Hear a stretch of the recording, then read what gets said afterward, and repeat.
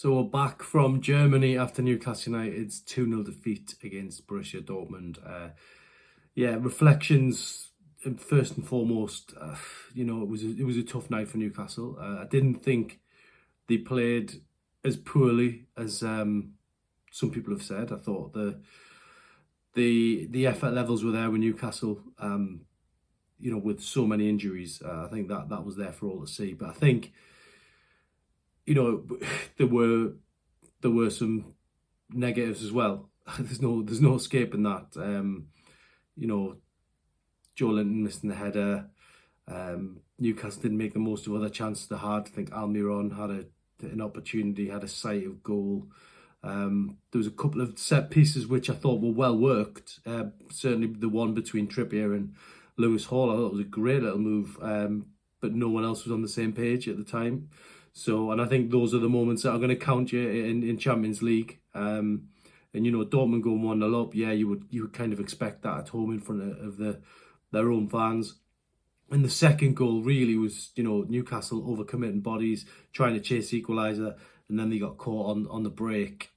So I think it's an education for Newcastle. I've been in Europe for a long time, going to places like Dortmund. These are seasoned European campaigners, and I think it's going to be difficult for them.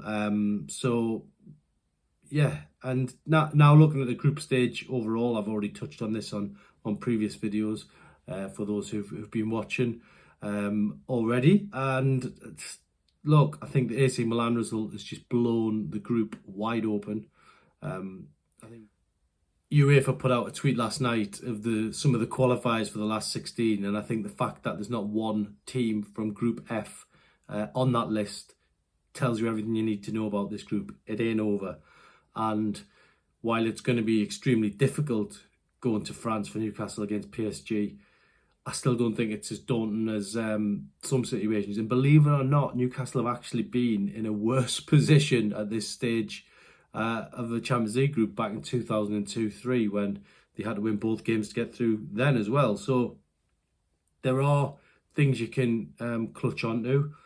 I think looking at the 90 minutes in isolation in Paris in 2 weeks, the end of the game, the whole group could look completely different again. It could be a completely different picture, and Newcastle could be on the brink of qualifying if they beat AC Milan in the last game. So you've got to look at it logically. It's been tough against Dortmund, there's no doubt about that, but they're not through either. They're on course. You'd rather be in the position they're in.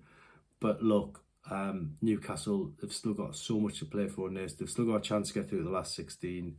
They've still got Europa League they can get as well. And obviously if you win Europa League, you go in the Champions League as well next season. So there's a lot of opportunity still there for any house team. So that's my reflections on the game. I thought Dortmund as a club was just a real fascinating experience. I have been before. I managed to go when they lost the game 1-0 against Augsburg. If only I'd kept up that record this time, watching the away team win, I'd be absolutely delighted. But look, I just think as a club, amazing, great hosts as a city.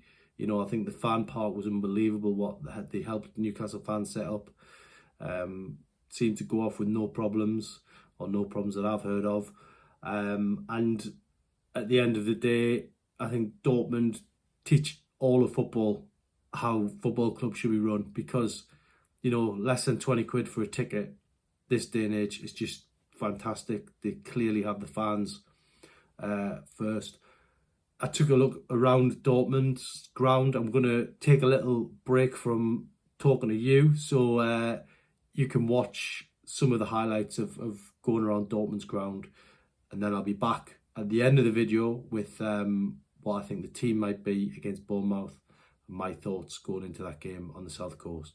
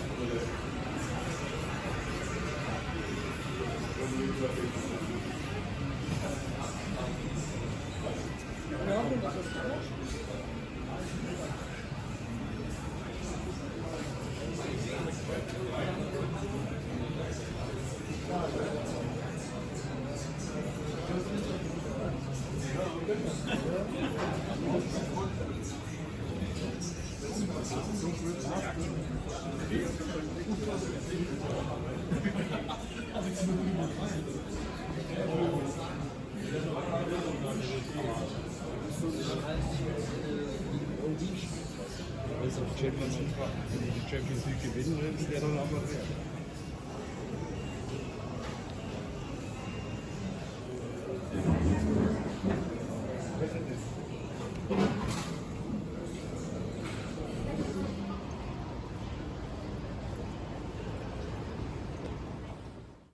So how fitting is it that Eddie Howe will celebrate 2 years as Newcastle boss, going back to his old club, Bournemouth, where he got an unbelievable reception last season. If you remember, he went right round the pitch and all 4 sides of the ground were applauding him for the job he did as Bournemouth boss, and what a job it was as well, leading them up from the lower leagues into Premier League football. Unbelievable. And now he's doing something similar with Newcastle United, leading them from the bottom of the table to the Champions League.